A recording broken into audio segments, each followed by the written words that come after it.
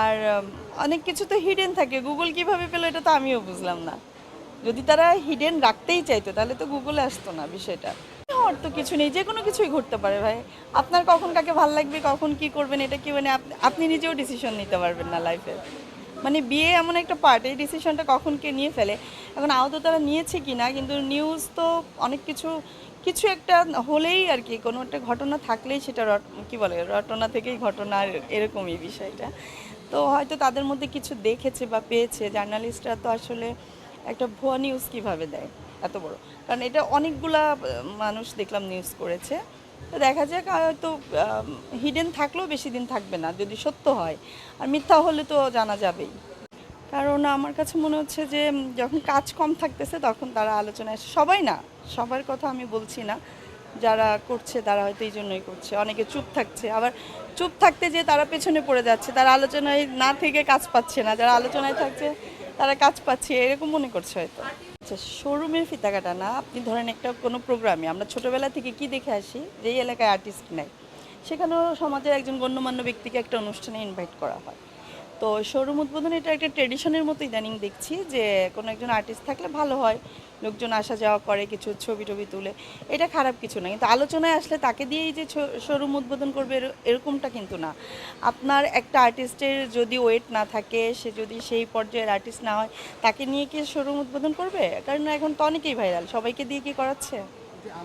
Date সহ দেয়া হয়। আমার কাছে, আমি নিজেই এখানে কনফিউজড, যে যেহেতু তারা হিডেন রাখছে, তারা লুকাই বিয়ে করছে, তাহলে আবার এটা কিভাবে মানে গুগলে আসে।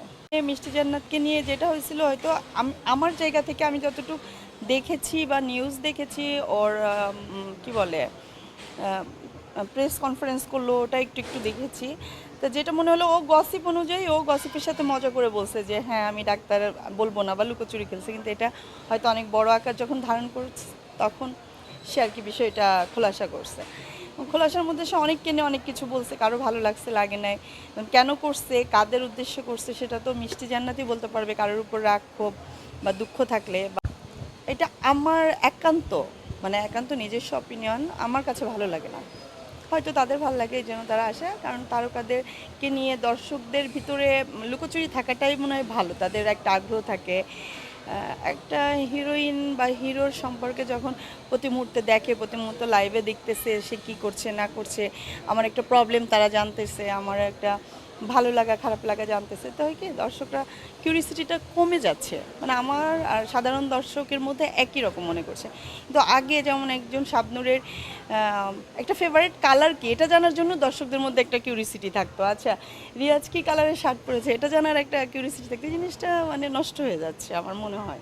তাদের মতো নিউজেই দেখেছি, কারণ কি আমার কথা হবে কিভাবে, আমি যেমন আমার পার্সোনাল বিষয় চাইবো না অন্যের সাথে শেয়ার করতে, অনেকেই তো চাইবে না। সো আমি জানতে চাইলেও তো আমাকে বলবে না। এটা আমি বলতে পারবো না যে এটা সে ভাইরাল হওয়ার আগে পেয়েছে নাকি আগে থেকেই পেয়েছিল। আপনি কিভাবে বলছেন? বলতে পারে তাহলে আমি জানি না, এখন যারা ভাইরাল মেয়েদেরকে দিয়ে কাজ করাতে চায় তারাই বলতে পারবে। আপনি ভাইরাল হতে চান কোনোভাবে? না না না না ভাইয়া, আমি ভাইরাল হতে চাই না। আমি একজন চলচ্চিত্র আর্টিস্ট, আমি আর্টিস্ট হতে চাই, ভালো কাজ করতে চাই, যদিও কাজের এখন প্লে স্পেসটা অনেক কম।